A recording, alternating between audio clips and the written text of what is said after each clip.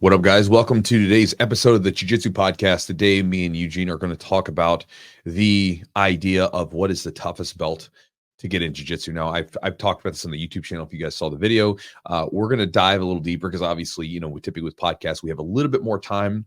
With a YouTube video, typically I try to keep those, like, if I can, sub 10 minutes, usually sub 8 minutes. But again, sometimes they get a little bit longer. But with a podcast, we can dive a little deeper into ideas into this. And so we're going to talk about the toughest belt to get in jiu-jitsu. We'll also talk about what I think the toughest transition is, because I actually don't think the toughest belt to get in jiu-jitsu is actually the toughest transition. And we'll also talk about this idea as whether or not the white belt is the toughest belt to get in jiu-jitsu. And if some of you guys were following me on Instagram a few weeks ago at the time of recording this, then you know what I think about this. But anyway, it's a fun podcast. We'll give you some ideas. And again, depending on what belt you are, there may be some useful ideas for you as far as how to focus or what to deal with or how to overcome some of the difficulties that you're having at that specific belt you're having. So anyway, thank you for being here. As always, thanks to our sponsors for helping make this podcast happen. I know a lot of you guys are now listening going, oh, there goes the ads. But hey, there's a reason why we come to you every single week, and we're able to support you with the ideas that we do. And again, one of them is that Charlotte's Web has been a longtime sponsor of ours. I'm a fan of their products. Fun story. One of the guys sent me a message, one of the guys at the gym. He sent me a message and said that his mother listened to the podcast and afterwards bought some CBD. Mm-hmm. So I'm interested to see how it helps her, because again, she has some arthritis and stuff like that. So they're always trying to they're always trying to try new stuff. And again, it's one of those things where I don't know how it's going to work for you. I just know the experience that I've had, and what ends up happening a lot of times with students, I usually give them some product, give them some samples and things like that. And they tend to come back to me and say, hey, what was that stuff that you gave me? Like which vial should I get? Whatever. Mm-hmm. So again, it's one of those things where I'm as I get older, I'm more and more focused on recovery, being able to train and get my body back into shape. And CBD is one of those things where it's a mainstay with my recovery as far as supplementation goes. Again, good diet, sleep, proper training, taking days off. All these things are super, super important. But when it comes to supplements, there's things I take such as creatine. I drink some protein powders. I take magnesium when I go to bed at night. Along with some different multivitamin stuff to support my thyroid, things like I do all these different things that I have to do specifically to me. And one of the things that I like to add into the mix is CBD supplements at the end of the night. And again, you can try it out for yourself if you'd like. Personally, I like the tincture. It's the eyedropper. You can just take it, put it in your mouth, and then take it before you take a shower at night. Take your shower, relax, wind down. And I have success with that. And so again, if you guys want to check out any of Charlotte's Web's products and save 30%, go to their website at charlottesweb.com, and the promo code is Jiu-Jitsu30 for 30% off the order. Also, thanks to my buddy Matt at Epic Roll. If you guys listened to the last episode, we had Matt and Zoltan Zoe from Five Finger Death Punch, and they're partners in on that business. And so again, super cool guy. I like Matt a lot. He's made some really cool stuff. I wear his shorts and rash guards pretty much every day now, except for maybe if I'm wearing some Weedify stuff or maybe some Origin stuff. But for the most part, it's almost all Epic Roll stuff. That's what I have my stuff made out of. It's the stuff that I get from my gym. And again, if you guys want to check out any of his t-shirts, gis, rash guards, shorts, whatever it might be, you can go to his website at epicrollbjj.com. The promo code that you would put in to save 20% is Chewjitsu20, CHEWJITSU20. Put that in there. You'll save 20% on the order. And again, you'll get some really good jiu-jitsu gear, some high quality stuff, and great customer service from Matt. Also, guys, if you want to support the podcast directly, you can do so by going to our Patreon, patreon.com/the Jiu-Jitsu podcast. When you join for a very inexpensive price, we'll give you access to a library of content we've created. Again, it is a gift from us to you for supporting the podcast. Again, really what you're doing with the Patreon membership is you're just supporting the podcast. It's really what it is. You're trying to help us out so every now and then we can improve the quality of the video that we put out there and tweak things a little bit, and sometimes bring out some guests from time to time and try to do that more often. And then in return for that, we'll give you access to the library, which has years worth of content. If you wanted to, you can literally sign up, go through that, and you'll find things like warm-up videos, rolling videos I've never released on YouTube, all kinds of stuff and more. And again, it's all access there, patreon.com/the Jiu-Jitsu podcast. And last but not least, guys, if you would like to get my daily email that I send out, which could give you some ideas on jiu-jitsu training ideas and tips, competition ideas and tips, philosophical ideas I'm chewing on, books I'm reading, all kinds of stuff, even some random stories that I share. And the as I call them, the chew crew, they get the interesting stories that I probably don't share anywhere else because they don't really have a purpose for training, but they're fun. Like the crazy people that come into the gym. I told a really good one the other day and people got a good laugh out of it. I literally worded the emails like, I don't have a reason for sharing this other than I hope you got a laugh. But if you guys would like to get my daily email, you can do so by going to my website at chewjitsu.net/join, chewjitsu.net/join, JOIN. And again, I'll send you the email and you'll also guys get information about offers and events and things like that I have going on. And again, if it bothers you that I have things for sale like t-shirts or events or courses or whatever, then just don't sign up. But that said, guys, let's jump into today's podcast and talk about the toughest belt in Brazilian Jiu-Jitsu.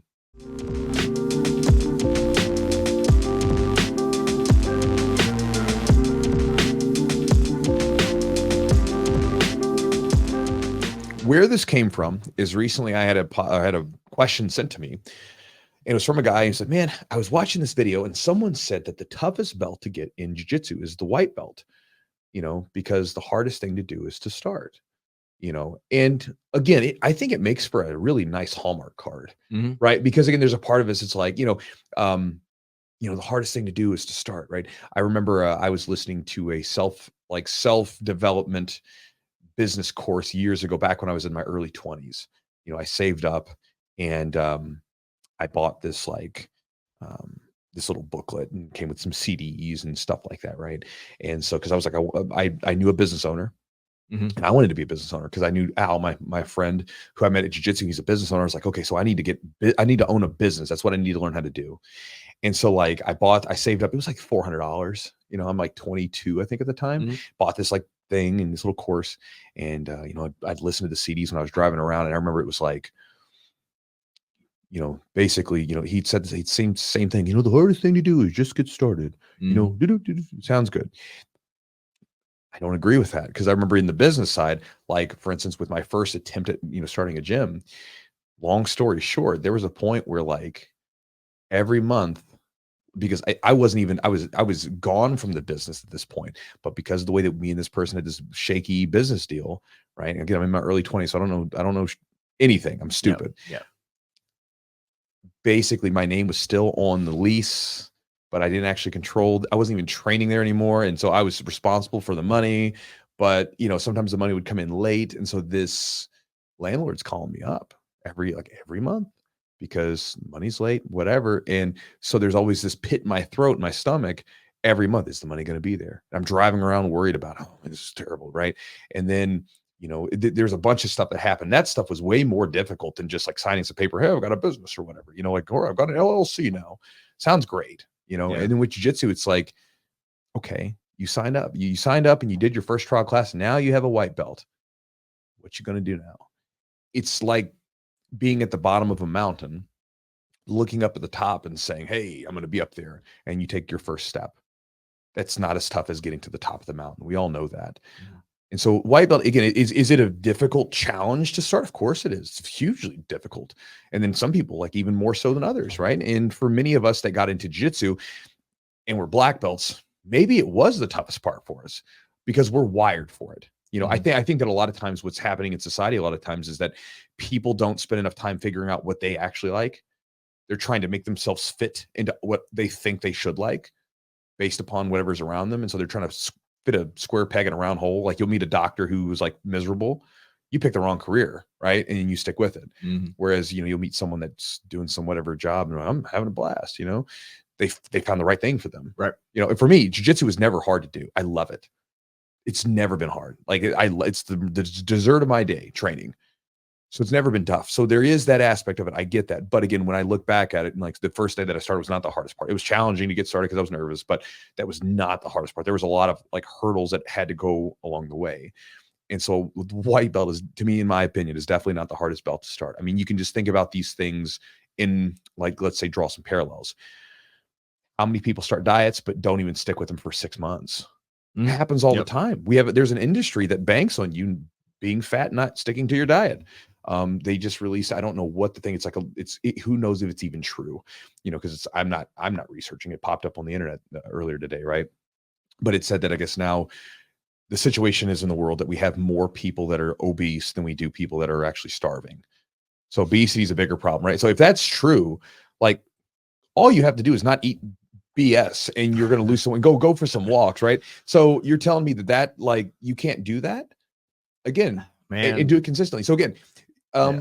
think about college. How many people sign up for college classes and drop out? Right? If I was to ask you, if you have like a doctorate or a master's degree, would you rather go to one class and just sign up for classes again, just one time, or would you rather go for the 6 to 8 to 10 years of schooling? Of course, you don't want to go through that shit again. Yeah. So again, objectively, it's going to be easier to sign up in day one than it's going to be in this thing for a long time, because when you're and again, when I originally did this video, people were sort of talking about it like segmentally, from like, say, from brown to black versus like nothing to white, and that's where they were making their thing. And we'll talk actually about what I think the most difficult transition is. And again, it's not white belt to me, but going back to it, we understand these ideas when we look at this thing. For some reason, we go back to this idea that the white belt's the toughest. I just don't believe that. I think most people understand that, but there's still this attachment to it. It sounds good, great Hallmark card. But when you're thinking about something like a black belt, it's essentially a 8 to 12 year commitment for most people. Some people get it less, but for most people, 8 to 12 years. That's a long time. Yeah. You don't know where you're going to be in 8 to 12 years. I mean, there's a lot of stuff that could come in the way that could impede, right? So for instance, let's say that you have kids. Like for a lot of people, that sometimes that derails them, right? Because all of a sudden they can't train as much, or they don't have childcare or whatever. Okay. Let's say if you get into a car accident and your neck's jacked up. Well, hey, you're not going to get it, right? That's a problem. Or, and then you can't train because your neck's all jacked up all the time. Or heck, you don't know if you're just going to have some random injury, or even if you just don't really enjoy it that much. And there's nothing wrong with it if you don't. Again, I'm big on this. I think that a lot of times people, they listen to other people, and it's a great way to find information out to maybe explore, but we listen to other people's ideas, and then we try to like hang on to those and make them ours. Like, I've seen people come into jiu-jitsu where they listen to Eddie Bravo and they're like thinking to themselves, well, I don't need to train gi ever. I need to train only no gi. Right. And then you get them in the gi one time and they think to themselves, hey, this is a lot of fun. Mm-hmm. Huh. Maybe you should just listen to yourself. Or likewise, I've seen the other side where people think they should only train gi, and then they do no gi. Like, this is a lot of fun. And so again, I think sometimes we get people into jiu-jitsu and they listen to people talk about it in these very flowery terms. It changed my life, man. And it saved me from all these things and just clears my mind and stuff, like, all these things. And it sounds great. And it's true. And it can, yeah. It can do 100% true for those people. But it's always important to remember, we are doing this not through it's not the heady stuff. We're not talking about it. You're doing this by having like Big Bubba on top of you, squeezing the piss out of your head and having to deal with that on a daily basis. That's how we deal with it, right? It's these uncomfortable situations that relieve the stress out of us, and it gives us this connection to each other that transcends just regular conversations that we have in normal day-to-day basis, right? When we have like literal blood, sweat, and tears in the mat, when we've been in these crazy situations with each other, we have a bond that most people don't share. Mm-hmm. And it's really tough to do that for a long period of time. And so that long-term thinking, it's just one of those things where you look at how, again, it goes back to this idea. If someone could just stick with something, I don't care what it is, whether you're talking about like jiu-jitsu, whether you're talking about your schoolwork, learning any sort of skill, hell, even investing, right, your money, if you can stick with it for a long time and stay consistent, I mean, that's the magic. That's it. That's the like there's the magic, right? Like right there, like you have the secret. That is the secret. Sure, there are some like, you can train properly, you can invest in the right things. All those things are true, but like if you just keep going and you don't stop, there's the magic. And that's why a lot of times, a lot of us that have done something, you almost feel that what you've done isn't really that impressive, because all you did was just find something you enjoyed doing or enjoyed learning about or had some natural disposition towards, and you just kept doing it for a long time. Mm-hmm. Nothing special about it in that sense. But the special part is that most people don't have that stomach for the long-term consistency, either because it's not the right thing for them, or they don't have the discipline for it. And I think a lot of times it's more of it's not the right thing for you, because I think if we find the right thing for us, it's like, there it is. Because think about like a kid, if a kid, you try to make them do something, oh, it's so boring. But then if you give them something that they enjoy doing, they're like zoomed in. And I think that where a lot of us are like this. Yeah. You know, we like when we're in school, we have to learn all this crappy stuff that we don't care about. And we don't even remember anymore. You don't remember half of it. Probably don't remember 90% of it. You know, there's some really important stuff like learning how to read and things like that, having some basic arithmetic and math and things of that nature. But unless you have a specific skill that requires you to remember that stuff, you don't remember it.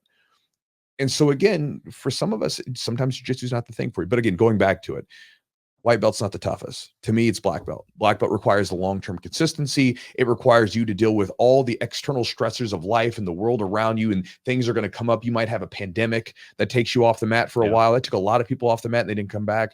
And you have to keep going, right? Those are difficult situations and you can't control them. It's outside of your control. And this is the thing. There's going to be so many things that are going to happen that are completely outside of your control. You didn't do anything to cause them. They just happened. It could be, you could blow out your ACL. There could be a pandemic. Who knows? But there's things that happen. Your gym could move and you lose, you kind of get bummed out about it. I mean, there's all kinds of factors. And whether or not you can continue for a long time, it's very difficult. And again, if white belt was the toughest belt, then every white belt should become a black belt. Yeah. Because if the toughest thing was already done, it'd be smooth sailing till the end, right? That's my opinion. So again, I think it's one of those things where it sounds kind of insightful and interesting, but I don't think it's subjectively true, because nobody looks at white belts and go, man, you're a white belt. Wow. Yeah. That's really impressive, man. We come up to them, knuckle bump. Hey man, welcome to the gym. Glad to have you. Yeah. But when someone's a skilled black belt, we look at them with a certain reverence, just saying, oh man, dude's good. Wow. Look at him move. We respect that because we know it's there. We have some level of respect. Hey, you're jumping on the mats with us. There is some respect there, but we don't have the same respect that we do for a black belt, right? Black belt's way more respect. And why? Because we know it's tougher. You getting in the gym, that's tough, but it's not as tough as sticking with this thing for 10 to 12 years. Right. And developing the skill and dealing with everything that we know is incurred with that, right?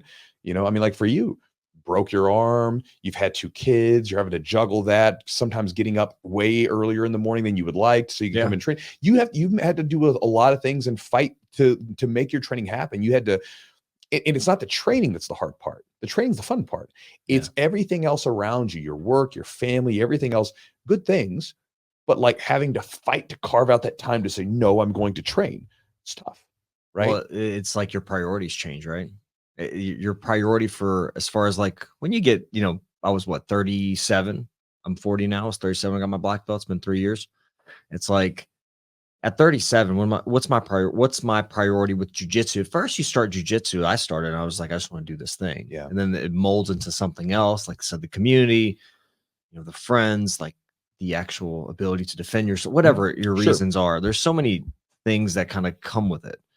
But, you know, stuff gets in the way, I think. And like you have to kind of, the goal is just to keep training because it's what makes you feel good and you enjoy what it brings in your life. And also, and this is also cliche, but it's like, oh, it makes me a better person. But yes, in some levels, I'm more patient.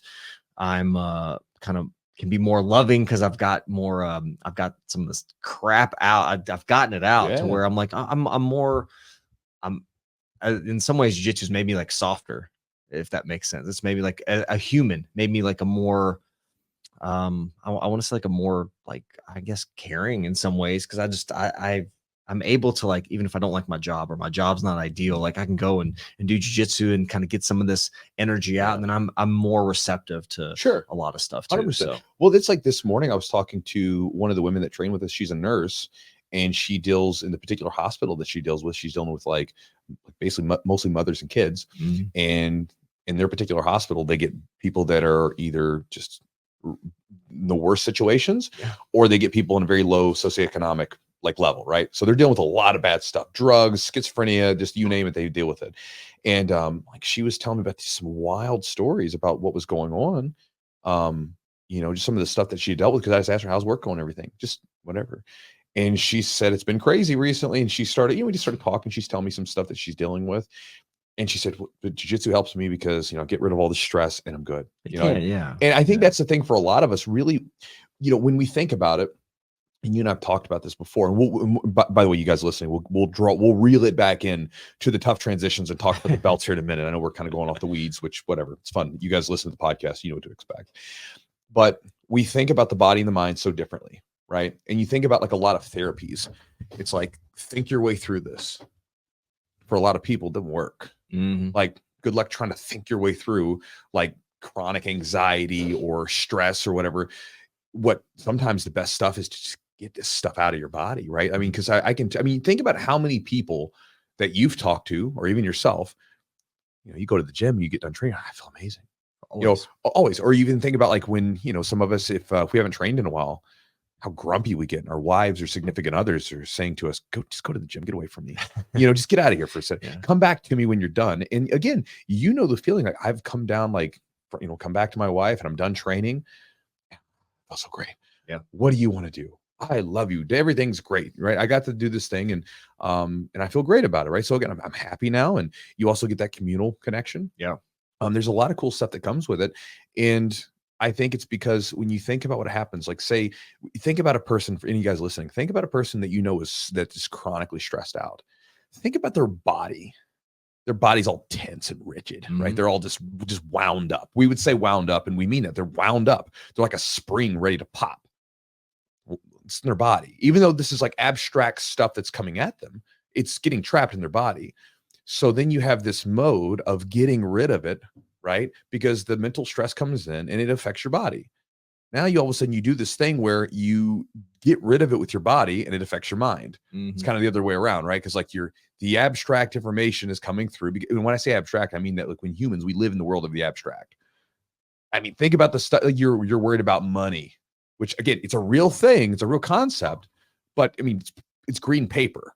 You take them, you take what is, it's 100% made up. That you take that money back, 2,000 years ago. Nobody knows what green paper, what is this stuff? Who's this George Washington? But if you gave them bread, they would know what that is. You give them water, they know what that is. But we're dealing with these abstract ideas, right?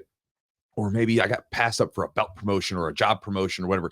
All abstract stuff that doesn't really exist. We just made it up. It's in our imaginations, and it just loads the stress on you. Or your boss is being grumpy, whatever. It's not real. You don't have a tiger ready to chomp your butt, right? But then you go train, and it gives you this way of physically dealing with it. You dump all the stress out, and you feel so much better. And I think it's, people finding some physical means to deal with their stress. A lot of times I think it's super powerful. And they've done studies where they show that the effects of exercise on your mental health, and I've talked about this for several years. One of the books I was reading years ago, they were talking about this, that like you could compare it to SSRIs and medication. And in a lot of cases, the exercise either works just as well or outperforms a lot of drugs. Again, the difference is that you just can't take a pill. You actually have to go do the work, right? But kind of going back to it. So I think jiu-jitsu has a lot of benefits. And like you said, if you're going to make it to black belt, you're going to have to find that internal, like focus. It's like, no matter what happens, this is why I'm training, and I'll keep doing this. I might train for competition sometimes. I might train just for fun. I might train for self-defense, but no matter what, at the center of it is I enjoy this for X reason. Right. And that reason has to be internal. It has to be something that you say, I just enjoy this because of X, and X cannot be affected by anything else. It can't be, well, I didn't get a gold medal, so I don't want to do this anymore. Or, I didn't get the belt promotion, I don't want to do this anymore. It has to be just, I enjoy the training, and that reason then has to come from you. Yeah. I think some of it's also skill acquisition, right? I mean, if we look at usually most of the time now in this day and age, there's a lot of really skilled blue belts, purple belts that actually have some. I think there was a video of a blue belt beating a black belt in trials. At the trials, which I mean, God, who knows? When we're talking about competitors, belts mean less. They mean less, not nothing, but they mean less. Yeah, right. And so, but like, and the other thing is like, if you're a black belt, I would consider you an expert. Now I'm saying there's different variations and levels of expertise, right? But you're probably an expert. You can teach, you can demonstrate, educate, this skill or this task. We hope that you have. You should be able to. Yeah. If you achieve black belt, you should be able to teach to some capacity. I think that's one of the ways to show understanding. One of the best ways is to be able to teach something to someone and watch them actually do it in front of you. So yeah, I think it's the hardest belt because that's skill acquisition. It means you have more or less a complete game. Like you've got, you can play all elements of jiu-jitsu essentially to some capacity. So yeah, I think it's definitely the hardest belt. And it's also a collection of all the other difficulties that you went along at each belt: white, blue, purple, brown, black. It's all in there at the black belt. Yeah. Now, we could also talk about the coral belt, which I guess would be objectively harder, right? But again, for us, most of us, to me, black belts, like this is where we kind of stop. At that point, it's just we're still alive. Yeah. Like we're still ticking. As long So as you start going, keep showing up, and that's and right. that's huge. It's so much harder to like to do it for the long haul and find the reasoning. It's not just, the transitions of each belt. We're going to talk about that, the difficulties of those, and and some of that is difficult for intentions, because what are your intentions for training? Because transitioning at each belt, but even transitioning why you're training is going to change. Yeah, it's because, again, I think of it very much like a relationship. What you get into this for is probably not going to be the reason that you stick with this for, right? It's like the reason, the first time you met your wife, it probably was, oh man, she's going to be a wonderful mother, right? Or she'll be a very supportive partner. And that's not why you're dating them. You're like, she's hot, that's right. But then again, then you come to know that person much, much deeper. Your love for them goes far beyond the superficial of, oh, they're attractive, because again, that's whatever. There's lots of attractive people, sure. But you look at the person, oh, there's something else. There's a lot more substance to this. And that's going to happen a lot of times with jiu-jitsu, where you might come in for self-defense. You might come in for competition, fighting, or just exercise. And then all of a sudden you get pulled in and there's this deeper substance to it that you're then drawn to that keeps you coming. Now, for the transitions, we'll talk about specific belt transitions. I'll tell you what my thoughts are and you can tell me yours. Sure. I think the toughest belt, if we talk about compartmentalizing each belt to belt, meaning like brown to black, purple to brown, blue to purple, white to blue, which belt is the hardest out of those, right? Again, I still don't think it's white belt. Still don't think it's signing up. To me, the hardest one would be, I think the hardest one for most people is the white to blue. The transition from white to blue. Just making it to blue belt. Okay. Because I think, just from my experience, you see the biggest drop off from white to blue. Right. To me, you see people come in, they just fade away. They just drop off, and it doesn't matter. It doesn't matter how you package it. I've even seen guys that train at these, what I would consider softer gyms in jiu-jitsu, that don't train as hard, and they still aren't, like, you still have a retention issue. Right. And again, it's not just that I'm talking about gyms that have their stuff down to a science. They're not putting guys through the ringer. They're not getting injured. Some of them aren't even rolling for months, right? They're just there on the mat. So it's like, and they still struggle. But that could be even a reason you're not getting the test. That's a whole other. Well, that's a whole other bag of worms, right? But there. I'm saying, but a lot of times people will say, well, it's just too hard, or it's just whatever. Right. White to blue to me is the biggest drop off point. Okay. Once you make it past blue, you still have drop off, but I think the percentage decreases. I don't know what those percentages are. I'm not going to try to make them up. It could be like the statistic. Oh, well, it's like 90%. We don't freaking know. I think that, if you wanted to say, just as an example, so you guys are following my train of thought, let's say white to blue is 85, 90% drop off. Okay. Well, then blue to purple would be, let's say, like 50.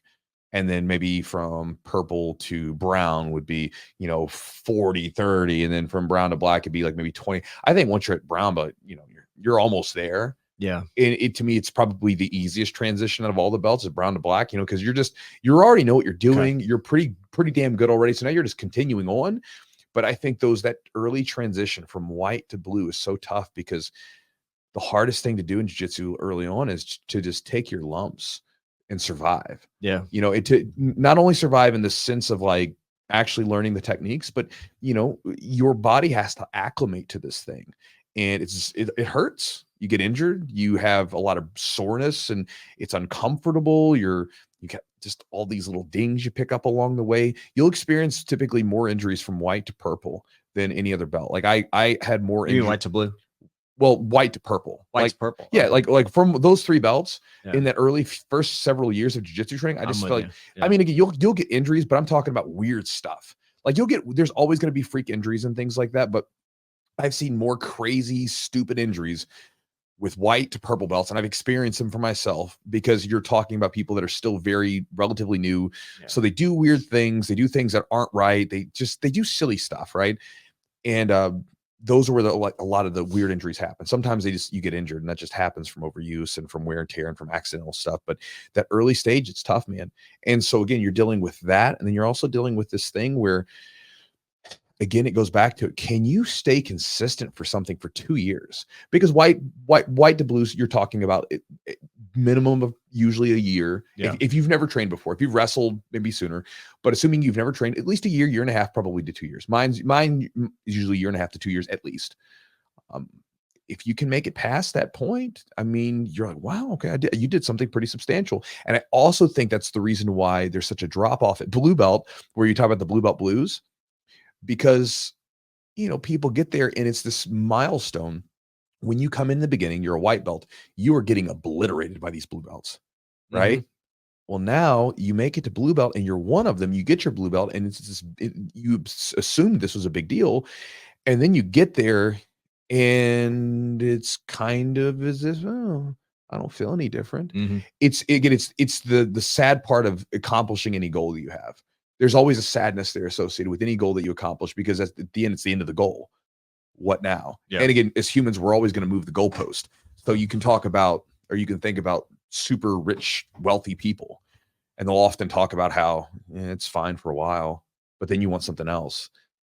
There's people that have achieved so much success in their life, and it's just become, well, I want this now. I want something more. And so this is always going to happen. So there's no, like, you don't get to even black belt. You're not getting to black belt and this magical door opens up. And again, we can all talk about this, but until you experience it, you're not going to get it. You know it when you know it. So when you get to that blue belt, it's a big deal, and boop, it's a big drop off. But getting to that blue belt to me is so tough for most people. Yeah. It requires it's a huge challenge. It's a huge undertaking. And I don't think people really respect it enough, how tough it's going to be. Because again, the training's not that bad, but it's all the stuff outside of the gym that you struggle with. I mean, think about most people. When we go back to like training, I was talking to one of our members today who's been boxing with us. He's lost about 100 pounds so far. But I was talking to him today. He was out walking this morning, and I came out to the gym. I was like, hey man, what's up? And I was like, we're just chatting. And I was like, you just walking? I was like, what are you trying to do? He was, I was just trying to, get a little extra cardio and lose a little bit of weight, And I asked him, what's your diet like? And, he's like, oh man, that's where I struggle. And that's most people. Most people, not just necessarily diet, but it's when they're outside of the gym. Do you sleep when you should be sleeping?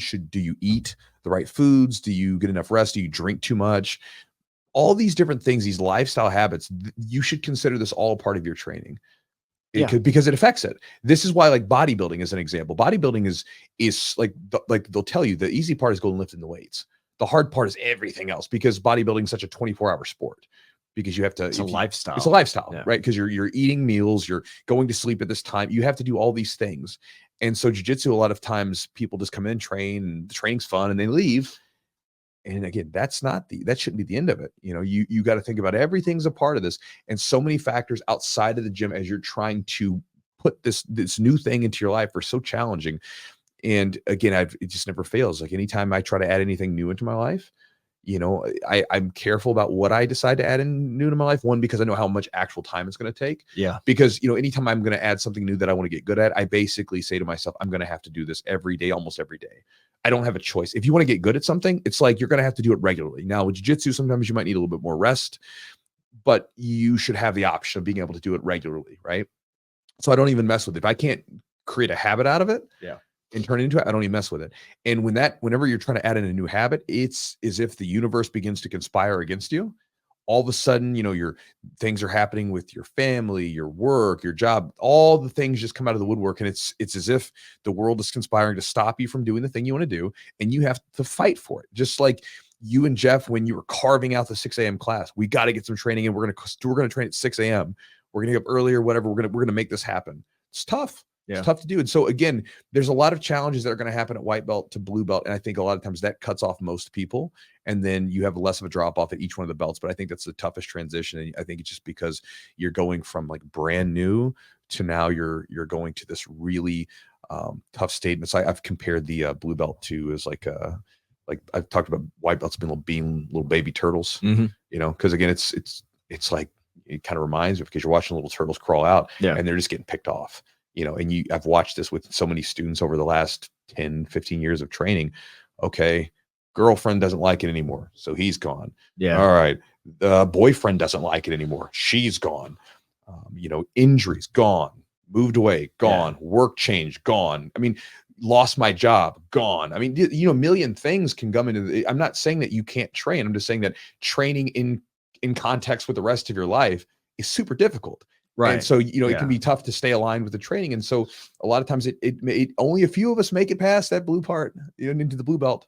Yeah. Only a few of those little turtles make it into the blue ocean. Right. So that's the idea behind it. So I'm curious, like, do you guys ever do, you know, if you have members kind of leave, do you ever do like exit interviews or like ask them? I'm curious because that might give us an idea. On, like, hey, I've done it before. yeah. I've done what's the reason you're done? Is it money? You know, is it this? Most people will literally say it's most of the time they're just lazy. Like literally, Really? I've done so many anonymous surveys. You don't have to give me your name or information. Literally just tell me why you left, what's going on, you know, that kind of thing. Most of the time, every now and then you'll have something like, you know, a money thing which if it's money, okay, let's work something out. Absolutely. We can work something out. You know, I don't want you to quit because of money. We can figure this out. In most cases, unless you've screwed me over with money before, then I'm not going to do it. But you know, if you're willing to work, like we'll work something out. I'm willing to help you out.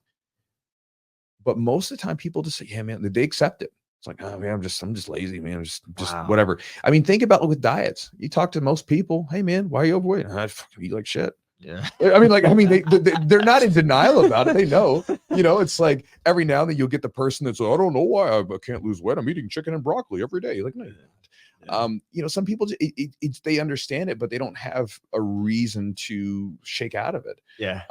You know, and so a lot of our anonymous surveys that we've given to people that have left, a lot of times was that, you know, or job changes and they're moving, things of that nature. There's all that kind of stuff. But I mean, the majority a lot of times is because I'll even see people sometimes, you know, I was talking to my barber about this the other day when I got my hair cut. Because I saw him at Costco. I was like, man, do you see people out all the time that you didn't know? He's, oh, dude, it happens every day. If I go out, I see someone. I know, right? Because he's cutting people's hair. And I'm like, it's the same way for me. If I go out, I almost always see someone that I know because I've been in Louisville for such a long time teaching. Yeah. Hundreds and hundreds of people, thousands of people have trained in that gym. So when I go out, it just randomly, I'll just see people. You know, I've walked into bars and all of a sudden the bartender is one of the old students. Hey, like drinks are on Chewy or me, Chewy, like whatever you want to drink, you know, that kind of stuff. Or you'll go to a store or something. Oh, it's Chewy. Hey, what's up, Chewy? And sometimes I'll ask them, where you been? What's you been up to, man? And sometimes I can get them to come back in because they see me, but a lot of times it's, oh man, just being lazy. You know, and there's incomplete admit it. They admit it, you know, but I'm not saying that's everybody. There are obviously reasons why you might not be training and things like that, but that's the number one thing that I get a lot of times when we've conducted surveys with people that are leaving or people that haven't been in the gym in a while. You know, they're like, the gym's great, love the gym, just lazy, you know. And again, I think that comes back to, you know, you have to find something that comes back to why are you training in the first place, and you have to find an internal focus to keep you going.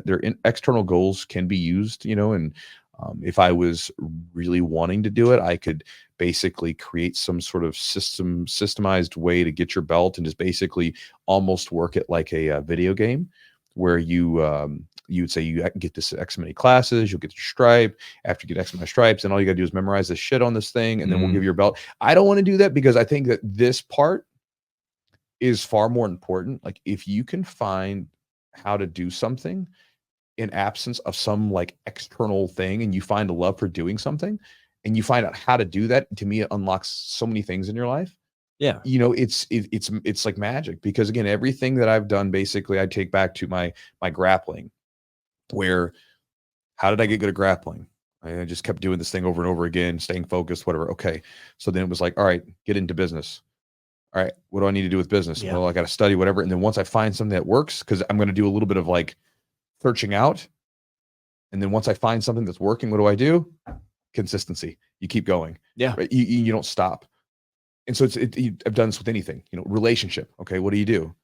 You got to put in consistent effort every day. There's no option. You just have to keep going. And it's not about the magic secret ninja hack. It's about just doing the damn thing that you know you need to do on a regular basis. Yeah. And so it's like, that's the thing. And so I think if you can find that out through grappling, whatever, it's a beautiful thing. So I don't necessarily, and I don't want to necessarily be like, hey guys, here's your stripe. Thank you. Come again, you know, whatever stuff. Yeah. You're not giving them this little carrot just to keep them coming. Yeah. I mean, I'll give like carrots in particular, saying like, hey, like, it's a very vague carrot. Yeah, if you keep training, you will get a belt or you'll get a stripe, right? I'll give you those carrots, but I want you to actually love doing this stuff, and I want you to find that love to keep doing this stuff, because that stuff will last you longer than like the drive for a belt. Because again, once you get that belt, if you don't know why you're doing this, it's empty, you know. But if you can find something that you love doing that is basically an absence of any sort of external reward, that's magical. Yeah. Right. And again, that's the magic, you know. What do you think So we talked about white belt, why people drop off. What do you think a blue belt it is? Do you think just like the external, I mean, to me, I'm like, maybe it's like just the external achievement of it getting this blue belt. And then in conjunction with that, there's like a bigger target on you now. Mhm. And like maybe it's a little more pressure. And some people, we've had people at the gym say, I don't want this blue belt. I want to be back to a white belt, whatever. There's a lot of different stuff. I don't think we have, and maybe this is just gym to gym's different, right? I don't feel like we have a huge drop off at blue belt. Yeah, we just don't. Like, I mean, it's just like I'm saying, like we have a ton from white to blue. And a lot of times when people get their blue belt, they may drop off for a little bit, but they come back, and I think a lot of times after, if that drop off happens initially and they're just gone for a couple of months or a month or whatever, they're just, again, it's the thing that you have to remember, that we chase these big goals. And a lot of times, if it represents a big goal in your head, or if you thought that for a moment something was going to change at that point, or you were going to be a different person and it was all going to be whatever, then again, you're going to be surprised when it's not. It's money's no different. Growing up poor, I remember thinking, if I have this particular monetary amount, I remember in my journal back in 2010 when I first started doing this stuff, I had this monetary amount. I wrote it down in a journal. Like, if I could make this, life would just be, I mean, all my problems would be solved. Is what as a poor person, that's what I thought. Like I grew up from, like, we were always under the poverty line using food stamps. Mom was giving plasma to friggin' pay the bills, right? So again, this is what I think. If we have this much money, we'll be good. And then I made that amount of money and more, and I was like, oh, I still got all kinds of problems, and life's not solved. So, so it's like one of those things where you just realize it until you don't get it until you get it. Yeah. And again, it's like competitions. Of course I get nervous. I still get jittery before competitions, but I don't care if I win as much. I just want to go out there and go. And that is on that desire to win, but not being afraid to lose, is like that unlock the thing. Now I can talk about that to someone, but until you have felt that, you don't get it. It's easy to talk about, it's easy to think about, but it's different when you get it. It's you can hear people talk about the advice they give, but it's a different thing when you actually experience it. It's like, what is it? Like I remember, was it Warren Buffett? Yeah, I think it was him. He's like saying, like, you should be greedy when other people are fearful, and vice versa, right? Do the opposite of what people, right? Because again, you go in when people are running out, you're going to be able to get deals. Yes. But, again, like say like 2020 happens, I remember I was waiting for that. I was like, everything just dropped. I'm gonna snag a couple, things. I was like, well, let's do this. Because that happened in 2008. I was like, oh man, look how everything just jumped. Yes. So I was like, great, I'll do that. Right. But again, when you're in the middle of it, it's different, because if fear is everywhere, fear is infectious, and so it's hard to go against everything. And so it's one thing to say those things, but it's a different thing to do them in practice when things are actually happening, right? When you're actually trying to execute on these ideas that you hear from people. And so again, like with the jiu-jitsu belt, sometimes you get there and you're like, oh yeah, it's just a blue belt, whatever. It's not that big of a deal. You're still a beginner. What do you think the most difficult transition between belts or we just said the easiest? Brown and black. You think brown and black? That's what I wrote down. I think brown and black's easy. I think, everybody can be different depending on how they do it. But to me, brown and black was the easiest, because at brown, you're already, to me, at that point, you're already probably pretty damn good. And I know that as a brown belt, I was training, and especially once I got like towards my middle of my brown belt, I was already like rolling and beating black belts in matches, in the gym consistently. I was a black belt all but in name, right? Like all but in belt color. And so, it's already there. You're just like touching things up, refining a little bit. And I was teaching a lot at brown belt. And so that, to me, it was kind of the part of it was learning how to teach. And so I did that a lot at brown belt. But to me, that's a simple transition, because they're already there. It's just, it's a short time between that and that, that's not that big of a deal in my opinion. You're kind of all, like, I guess, like we talked about before the podcast started, kind of getting over the hump. I think getting a purple belt, you're already like, I think most people from purple belt on, they're pretty much destined. I would say if you're a purple belt, you're already, you still have a drop off. You still have considerable drop off from purple to black, because again, I think if you've made it to purple belt though, it's not that you don't enjoy training, and it's not that you don't have the discipline to train. It's everything else that can get in the way, right? Because again, you just think about the stuff that can happen that could derail you from training, and some of it you couldn't control. Yeah. What if you had cancer? Yeah. You didn't ask for that, you know? And again, that has to be a part of it. Like, so we're not just saying like when I'm saying, hey, you making it to black belt stuff, I'm not just saying that you're just like a lazy butthole and you're not training. I'm just saying that life throws a lot of stuff at us, and it's easy sometimes to just say, I'm going to do this thing. But then when you get into the mix of it, it's very difficult to do that, you know, as an example. But again, there's still a considerable drop off from purple to black, you know, because people, just things happen. People get bored, people move on, they do stuff, just stuff happens, you know, and I'll ask people, why aren't you training? Just, you know, because purple, you're up there. Like purple belt's pretty tough to get. I mean, you're already up there. You've put some time in, you know, at least 5-6 years, something like that, you know, 4 years. Yeah. Probably 3 to 6 at least. Yeah. Depending on the person, right? So you've already put some time in there, man. Put some time in, put some mileage. And, you know, again, I want to sort of preface all this with the fact that you could get to that point and realize, you know what, I'm kind of done with this. And that's okay. You know, jiu-jitsu, I say this all the time, it's not for everyone. Yeah. You know, a lot of times some of the different gyms will say jiu-jitsu's for everyone. Well, it could be for everyone, but that doesn't mean that it is, you know. Yeah. Because anybody can go good at this stuff, but that doesn't mean that everybody is going to be good at this stuff. That doesn't mean everybody should get good at this stuff. It may not be for you. You may not enjoy this. It's just, it's a thing, right? There's lots of things. I don't like basketball. I don't find it fun. I played it when I was a kid and whatever, but I don't find it fun. Grappling sports, I love grappling sports. Doesn't mean there's anything wrong with basketball. It just means that I'm not wired for basketball. You may not be wired for grappling, and that's completely okay. No shame. You get no shame from Chewy. I would rather you go explore and find something that you really enjoy doing all the time. And like, I enjoy grappling. You know what I mean? 24 years of grappling, and I'm still like, I freaking love this stuff. Yeah, it's always something to learn and just still kind of evolving. And that's the thing, like it's limitless. And even if it wasn't, I just like training. Who gives a shit about all this? Skills are fun, but I just like training. I don't even need to, if my skills never got better, I would still have fun training. Sure. Like when I got to talk about this in the weight room, if I go into the weight room and lift weights, I'm not going, like, my days of like lifting heavy weight are over.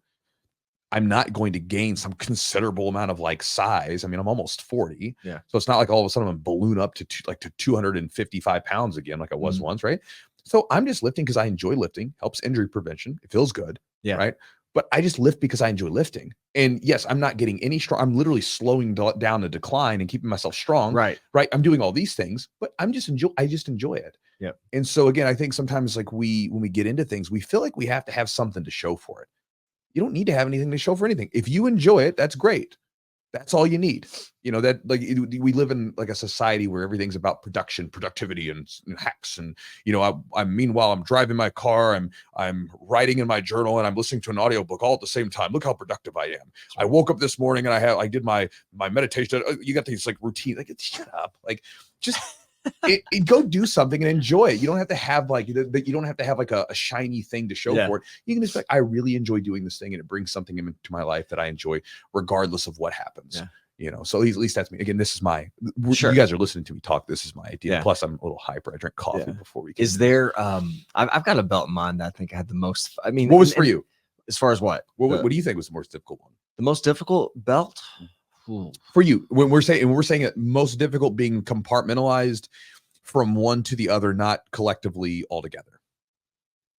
I think the biggest deal, like I'll say that the belt that was the biggest deal to me was probably purple. Okay. That's a big milestone. That was like one that actually was like, oh my gosh, that was huge. Yeah. And I had like the most fun. I think if I had to say the belt that like so far, I mean, I'm having fun at black belt, of course, and that's going to continue to evolve. But like the belt that I felt like the most comfortable in for like just purple, because I was just like, ooh, like I can give, you know, upper belts problems. I can handle lower belts. I felt good. I competed a little bit more. So I really tested myself. I did well in competition and stuff. So I think purple was a really fun belt. I didn't feel a ton of pressure. I think I felt like I was good at my rank. I think I did well. So for me, it was kind of fun. I think part of that, now that I think about it, purple belt, we had a certain crew at the gym that we talk about. I think at that time we had a certain crew at the gym around purple and Nate, Brown, Nate, and Tim, we had a all lot the guys of fun. Rob. Yeah. So that, I think that's probably part of why it was such a enjoyable belt, because I think the crew we had was pretty close. We had kind of the same guys, and we trained core group over and over, and it was a lot of fun. So I think that was maybe why purple I liked. But I don't know, like that one was a big deal for some reason. And then brown was, and I think one of the blue was kind of a big deal, but it was, I don't know. I kind of was almost at blue, Mhm. and then I changed gyms and kind of almost like restarted kind of at white because I didn't have any stripes. I had my green belt, which for some of you guys that don't know, some gyms do green belts as like an upper white belt. It's basically an intermediary belt. Right. Some gyms do a green belt for kids. Some gyms do a green adult belt, and the green adult belt is kind of like an in-between belt from white to blue because it takes so long to get the blue belt. And especially with Americans, we are conditioned to, Taekwondo and belts just being like rolling out like, every month or whatever, opposed to each belt representing like a, 2+ year commitment. Yeah. So. I think it was pretty close to blue. I wasn't far off. And then I switched and started at your gym. And then I think I was about 2 years in. So I kind of restarted at white. And I was like, all right, this is fun. Now people think I'm just a no stripe white belt. And I already had some experience. So it was kind of fun. But I don't know.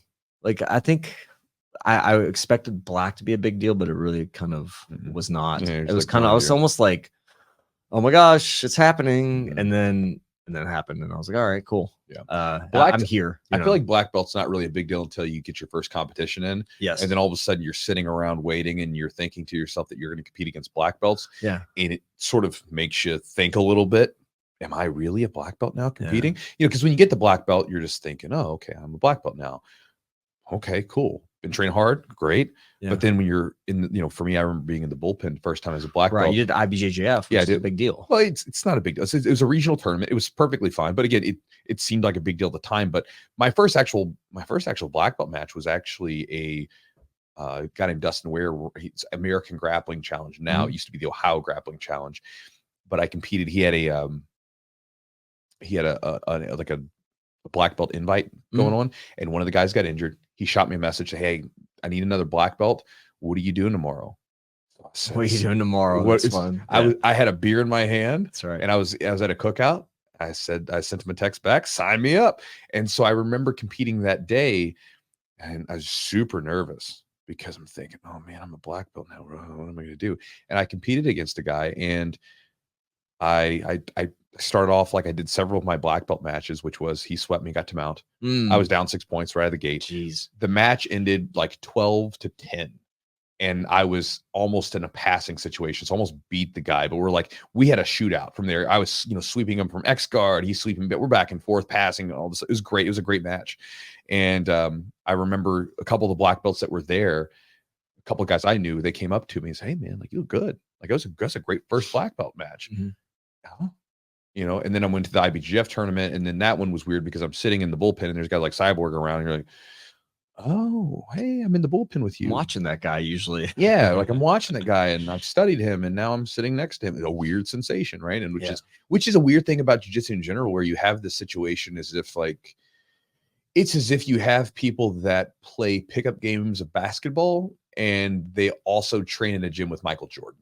I'm not saying that, that's always the case, because it's not. A lot of professional jiu-jitsu practitioners they're starting to have like smaller crews, like, hey, we're just training with the professionals or whatever. But for a long time, jiu-jitsu is this mixed thing where you have all these hobbyists running around with the professionals, and sometimes they compete against them, and it's an interesting sport where you have the best in the world sometimes competing against like random dudes who are just ready to suit up for the weekend. Yeah. And it's just interesting how that works with the sport. So I mean, black belts, like I said, it's not that big of a deal, but it is big of a deal when you compete. Purple belt, I think, is a big deal because of the fact that a lot of times when you come in as a white belt, purple belts seem as if they're untouchable. I mean, they're just amazing when you watch them compete. They're so crisp. You can't do anything with them. Many of us that got started at small gyms back in the day, we learned from purple belts or blue belts. Yeah. Our coach was a blue belt or a purple belt, whatever, because that's all that was around. And then you are looking at yourself thinking, oh, I'm a purple belt now, so I'm supposed to be as good as that person was, back then, whatever, a couple of years ago. That it's weird to wrap your head around, because it's like when I lost weight when I was young. I lost weight so slowly.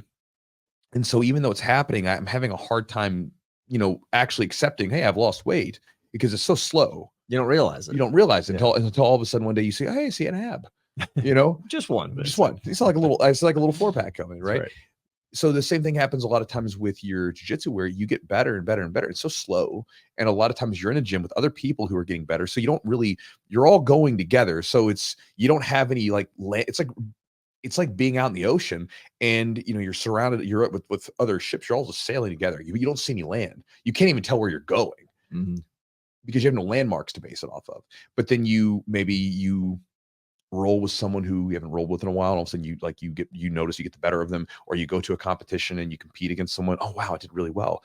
Then you start to have these things that you can use as landmarks to kind of use to sort of orient yourself. Oh, I have gotten better. I have improved. Like you had your first black belt tournament. Yeah. Kind of let you know you belong.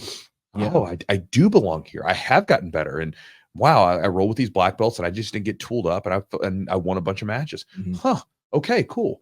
It's those kinds of experiences that then kind of give you those, hey, I am where I belong, or I have improved. And so sometimes it's tough to get those, though, when you're in a gym full of consistent people who are all training at the same time. And if you don't get any experience outside of the gym, or you don't train with someone who hasn't been training as much. Like if you could roll with yourself from like 3 years ago or 4 years ago, you'd be, whoa, I've gotten so much better. But because you can't, sometimes it's tough to recognize that. Yeah, you're constantly, everybody's raising the bar together. If you're both training or a group of people are training, you're all getting better together. Right. And it's difficult to, yeah, it was interesting. Like that, the black belt tournament that I did the Jiu-Jitsu Open, and I've been trying, like it was always something was like coming up. Like I had, something health wise, and I was like, oh, well, I can't do it. And I was almost like, okay, I'm glad I'm always looking for a way out in some instances, like telling myself, oh, maybe I don't need to do this, but eventually there was nothing I could do. And I committed to it. And I think that, it is important. It means something. So just to go out there, I think it means something to go out there at every belt too, just to figure out, like I made a point to compete at every single belt that I've been at. Some belts I competed more than others, probably purple. I did blue and purple. I did a lot. Brown, I did some sporadically, but you gotta, I think having, as I get older too, having less time to devote to like specific training. You're probably actually getting more time now, because obviously when you had your kids and they were young, that takes up a lot more time than say now where they're. But I was training more, I think. I really was. Yeah.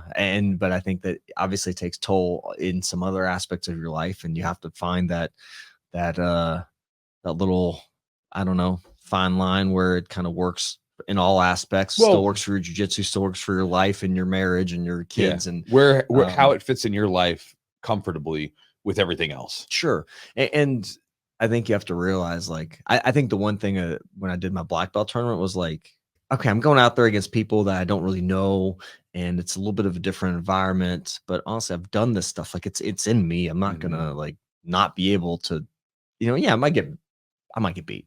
Okay, so what? But it's just, you're out there, you've done something you've done for a while. And I think it is definitely, I think everyone should compete at every belt just to see where you're at. Because I think especially gives you some type of direction on where you should. I mean, especially a white and blue shit, dude. It gives you like, oh, if you want to know what the hell you got to work on, or you need to work on, go do a tournament, and you'll know exactly what you're doing well and what you need to work on for sure. Let me ask you one more thing. What do you think was the most important? Is there a most important belt in jiu-jitsu? Do you feel like there's one belt that's like, and for various reasons, it could be for continuing in jiu-jitsu or for building some, whatever it is. Like you could think of it in numerous ways. Is there a belt like that maybe is the most important to get? I think that's going to depend on the person. Yeah. Right. I think everybody's going to be at a different place. Right. So white belt, I think for a lot of people who have never done any grappling before, they've never done anything hard, that's going to be probably the most important belt. Can you make it through this? Can you make it through this rite of passage for 2 years, 1.5 to 2 years? Can you make it? Because that's going to be really tough for you. It's going to be super freaking tough. That's probably going to be the most important one to make it through for you. Not getting it, but making through it, getting to blue belt, right? So, getting to that point. For me, I came from a wrestling background. I didn't care about belts, and training was fun. So I was already off to a start. I got my blue belt in 6 months, roughly, of training. I got my purple belt within 2 years. I think it was a little early. Purple belt for me was the hardest. The hardest belt. That was the most important belt for me to make it through, because purple belt was the point where I started to, again, I'm only 2 years in, and I had a very focused game. I could roll with black belts just fine as long as I played within this little narrow focus game. Constrict, yeah. Yeah. And then if I got outside of that, my technical abilities were very, very terrible. So it was around this time that I changed gyms, and I also started to change my thinking on how the way I should train. And I started to, because my ego is more of a fragile one. I was insecure. I would basically use the evidence of, hey, look, I'm winning at something. I'm matter. I'm good at something, right? I would use it as a prop for my self-confidence and my self-esteem. And so when I trained, I was always trying to win, opposed to, am I learning? Am I getting better? That kind of thing. And I learned that at purple belt. And purple belt was a tough belt for me. I actually spent more time at brown belt than I think any other belt. My longest belt was at brown belt. But purple belt to me was the toughest one. And it was the one that really shaped my ability as a jiu-jitsu practitioner to learn how to just lay down your ego, lose rounds in the gym because you're trying to get better at something, and that's where that started off, was purple belts. That was the toughest one for me. And I think each one of us has our own, and some people, again, this goes back to what happens if, let's say, if you were in a really bad accident and the doctor says, hey man, you're never going to walk again, and you're a brown belt, and then all of a sudden you make it through and you get to black belt, right? And then you're going to have a whole different experience with that. You're gonna be like, brown belt was my toughest belt, and I made it, and that belt was more meaningful. So I think each one of us has a different experience. And again, the belts don't really matter that much. I mean, it's not that big of a deal. They're markers, they're milestones along the way, and we use them. I think they're helpful in the sense that we can use them as generalizations of, here's where you kind of belong. It is as unperfect as a system as that is. It generally works out pretty well in competitions where, guys that are blue belts typically belong where they belong. You get some sandbaggers and stuff sometimes, but for the most part, most of the time you see blue belt tournament, it's very competitive. They have good matches, that kind of thing. But, each one of these belts is just a phase that people are going through, in each person's struggle, or each person's struggles, or their difficulties and the things that they deal with are going to change from belt to belt, from time to time, right? So again, I don't think there's one that's more important than the other. I really think it depends on most people. But if you're a person that doesn't come from an athletic background, you have no grappling experience, you've never done anything super difficult physically in your life, white belt is going to be the toughest one for you to make it through, because that's literally going to be the weeding out process for you. Can you make it through to this? If you can make it through to this, the rest of this gets pretty much easier and easier. But if you can't make it through this, if you can't deal with everything that's going to come at you for the next 1.5 to 2 years, this probably isn't going to be for you. But if you can, then it's going to represent something super powerful for you, and you'll become a different person on the other side of that. Yeah, I think you have to have a lot of resilience at white belt, because you're usually the nail, unfortunately, but not always. But I think it's a tough one, especially if you're not used to doing anything athletic or physically demanding. It's pretty challenging. I mean, you can remember wrestling for the first time, right? How tired you get, or even like for me playing soccer. So I was like, I'm in pretty good shape, and then training and going through like a 5-minute roll and just going, because you don't really have good control of the, you're always pushing on the gas pedal. You're not really, you don't have ebb and flow in your movement, and just kind of going 100%. And I think it's just one of those things where getting tired like that feels pretty tired. And then anytime you get into a combat sport related thing, it's not just tired. It's tired, and then you have someone laying on you, squeezing you, choking you. Like it's a different thing. And this is why I think it's so tough for most people, because it's on a sort of like, just thinking about it, it doesn't sound that bad, but then being in those moments, it can be tough. Yeah. And then you're also dealing with humans, and humans are so irrational and emotional. So I mean, there's so many things that can happen. Like, he was rolling really rough with me, and like whatever, or this guy, my coach isn't paying attention to me as much as those people. I mean, there's all kinds of things that can get in your way, through it. It's not just the training. There's so many things that can get in the way, whether they should or shouldn't it's irrelevant. The fact that they will is just the reality. I mean, it's just humans. We're all screwed up. We're all messed up. We're all flawed. We all have problems, and your problems may not be their problems, but you still got problems. And don't wag the finger at someone else, because you got your own shit going on. But nonetheless, you have those problems. And again, all that stuff starts to come out when you're in that first stage of training. And so, yeah, you're getting tired, but you're also getting beat up. You're dealing with injuries. You're dealing with everything else around you. There's so much stuff going on, and it's just difficult. And like wrestling in high school, I remember that was a tough start. My first year, besides the fact I was chunky and out of shape. It was brutally painful all the time because all the running and all the hard wrestling we were doing. And then I got thrown on my shoulder, had my shoulder separated, had like a mild AC joint. Basically I got thrown and I landed on the point of my shoulder and it did this. And then like, granted, it didn't dislocate or anything, just like a little thing like that, but it was terrible. I was in such pain that night. And then, I'd still showed up for practice and I would just run stairs and I'd hang out with everybody. I was just there because I wanted to be there. And then the next year I came back and I still got screwed. I totally got tooled up by everybody. I wrestled JV and had a terrible record. Occasionally I had a varsity spot when the varsity 215 pounder was screwing off and like getting in trouble.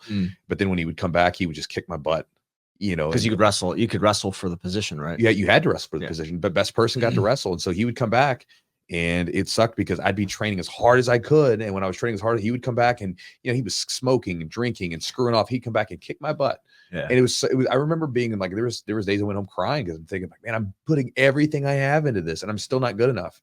And I came back the next year, and the next year I was like, I had a varsity spot. I was a lower weight class and I had a fantastic year. I killed it, and I wrestled it was such a difference between those 2 years and that 1 year. And so again, you think about that, like that buy-in, you're empty to the table, so to speak, is that initial suck. How bad do you want this? Do you want to deal with it? Because again, it's not easy. Some people it's easier than others, but again, it's tough. And we all go through it. I went through it, again, like imagine like you're a high schooler. So all the different dramas are just compounded and they're made way more big, right? They're exacerbated. I'm working as hard as I can. I'm training as hard as I can. And this guy who's literally screwing off, doing all the wrong things, comes in and says, hey, I'm taking that spot from you. I'm going to stick you in front of everybody. Like everybody's cheering me on because they literally don't want him to win, but he still sticks me, pins me. It's so hard to deal with. Yeah. But again, it was one of those things where there becomes the consistency part. I stayed consistent. Well, eventually he did not. I stayed consistent. I had a better year the next year, a better year than he did. It wasn't because I was better than him. It was just because I was more consistent with what I was doing. And so that, again, it goes back to that. That's the magic, right? Can you stay consistent with something, and can you do the stuff even when it's not going well for you? And I think that that's the lesson that you get from those first couple of years of training, if you can make it through it. So if you can make it for those first couple of years of really just about anything, that's where things start to really get traction. That's when you really start to figure things out, because you've already paid your buy-in. You've paid for the most difficult part of it. And now you can actually get started and play around a little bit, have a little bit of fun. But most people, no matter what it comes to, that initial part, that's like the hardest part for them, so. Yeah, I think having fun's huge too. And you don't have as much fun initially, but once you get a little better, you start to have fun. And I think fun that's why we do it. Besides all the other things, you got to have fun doing. You got to enjoy this thing. I think enjoy getting sweaty, enjoy getting tired, and right. But it's hard to have fun when you suck at something. If you again, we can say it, but it's not like, imagine playing a video game and you die every time. You literally press the button, your character responds, and you just die every time. That's not fun. Nope. But if you can start moving the character a little bit longer, maybe they stay alive a little bit. Maybe you don't shoot another character. Maybe you get a hit off. Okay, you're starting to make some traction. Then it becomes a little bit more entertaining for you. And so again, it's just that's the process, and again, we can do it in a lot of things, but jiu-jitsu is tough to do, but that's again, going back to it, I'm starting to repeat myself. That's what I think the toughest one is, and if you can make it through that, then there's fun stuff ahead of you. All right, guys, hopefully you enjoyed the podcast today. Appreciate you guys for being here. Again, I'm sure you guys have all kinds of opinions on these things. These are my bearded opinions about the toughest belt and some of the other things that we talked about. But hopefully there was a couple ideas for you to chew on in there. And, again, if you guys have any thoughts or ideas on it, you're welcome to send us a message at our Jiu-Jitsu Instagram, which is at Instagram, put in Jiu-Jitsu Podcast at Instagram, you'll find it. And so again, thank you guys for being here. Big thanks to our sponsors for helping make this podcast happen and bring our beautiful bearded voices to your ears. Again, we both have beards. I don't know that beards actually add anything to your voice, but hey, bearded voices. charlesweb.com is the website. Promo code is Chewjitsu30, CHEWJITSU 30. If you guys want to get some amazing CBD products, one of the premier CBD companies that are out there, third-party tested, so you actually know what's in the bottle, because again, CBD is FDA unregulated. It's not regulated by the FDA, so that means they can put whatever they want to in there, and they can sell it to you and get some of that bathtub gas station CBD. And you're like, CBD sucks. Well, it may not suck. You may just not have a good product.